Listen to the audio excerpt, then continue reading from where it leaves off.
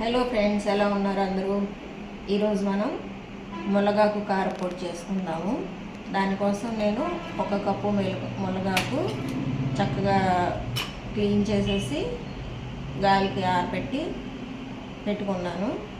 దానికి మనకి ఒక 10 to 12 ఎండుమిరపకాయలు, కొంచెం మినపగుళ్ళు, 1 స్పూన్ పుట్నాలు, ఒక 1 స్పూన్ టేబుల్ స్పూన్ అనుకోండి వేరుశనగ గుళ్ళు, జీలకర్ర, ఎండు కొబ్బరి, ఇది ఆప్షన్, ఇష్టమైతే వేసుకోండి లేకపోతే లేదు, కొంచెం చింతపండు అండ్ వెల్లుల్లిపాయలు.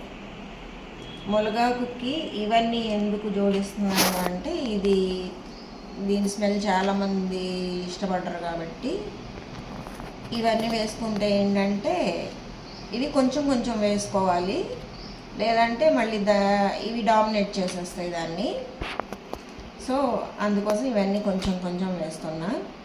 మునగాకు ఎన్ని బెనిఫిట్స్ ఉన్నాయో మనకు తెలిసిందే కదా. రిచ్ ఇన్ కాల్షియం, ఇన్ఫ్లమేషన్ తగ్గిస్తుంది, వాపులు, కాళ్ళు నొప్పులు, నడుము నొప్పి ఇవన్నీ తగ్గిస్తాయి అన్నమాట. ఇంకా చాలా బెనిఫిట్స్ ఉన్నాయి మనకి చెప్పుకోవడానికి. ముందైతే ఇవి ఎలా చేసుకోవాలో చూపిస్తాను. ఇవన్నీ ఫస్ట్ ఒక్కొక్కటిగా డ్రై రోస్ట్ చేసుకుందాము. వేరుశనగలు ఇలా 2గా స్ప్లిట్ అయిపోతున్నాయి అన్నప్పుడు మనం తీసేసుకోవచ్చు అనమాట. అట్లా అంటున్నాయి అంటే అవి వేగిపోయినట్టు. సో నేను తీసేస్తున్నా.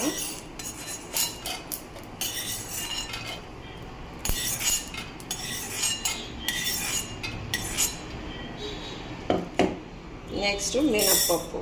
ఉత్తగా అది మిరపకాయలు వేసేస్తే ఏంటంటే చుట్టుకుపోతుంది కదా, అందుకని ఇవన్నీ. దీంతో పాటే మనం 1 స్పూన్ పుట్నాలు కూడా వేసేసుకుందాము. 2 కలిపి వేయించేసేసుకొని తీసేసుకోవచ్చు. ఇవి కొద్దిగా వేగిపోయినాయి కాబట్టి నూనె ఇది కూడా వేసేసుకున్నాం.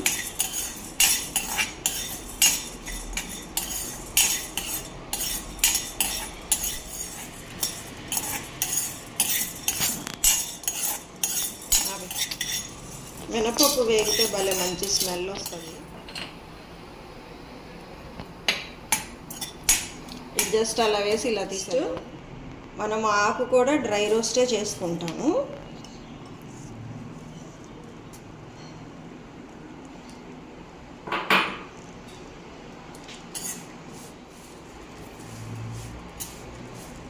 ఇది కూడా కొంచెం పల్పల్లాడేవి. ఇవరకు వేసినవి అన్నీ డ్రై రోస్ట్ చేసాం కదా. కొంచెం ఎండుమిరపకాయలు మాత్రం కొద్దిగా ఆయిల్ వేసి వేస్తాం అన్నమాట.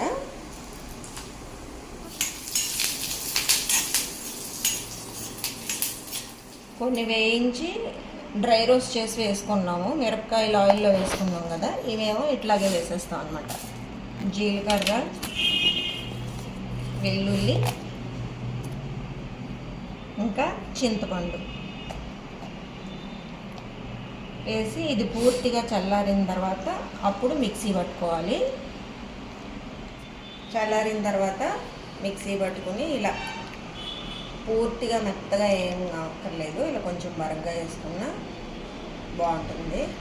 ఇడ్లీలో తినేవచ్చు, అన్నంలో వేసుకుని తినేవచ్చు. చాలా బలం అన్నమాట. ఇంకా స్మెల్ కూడా ఏం అనిపించదు, మంచి స్మెల్ వస్తుంది. ఎందుకంటే మనం జీలకర్ర, మినపప్పు అవన్నీ వేసుకున్నాం కదా, వేరుశనగపప్పు అదనమాట. ఇంకా మనం వేపుళ్ళు చేసుకుంటాం కదా, ఆ వేపుళ్ళలో కూడా జలుకోవచ్చు ఈ కారం. ఓకే, దీన్ని ఒక ఎయిర్ టైట్ కంటైనర్లో వేసుకొని రోజు 1 స్పూన్ కన్జ్యూమ్ చేస్తే మనకి కాల్షియం రిచ్ ఫుడ్ అందినట్టు. ఇంకా నొప్పులు, అలాంటి కాళ్ళ నొప్పులు, నడు నొప్పులు ఉన్న వాళ్ళకి కూడా ఎంతో మంచిది.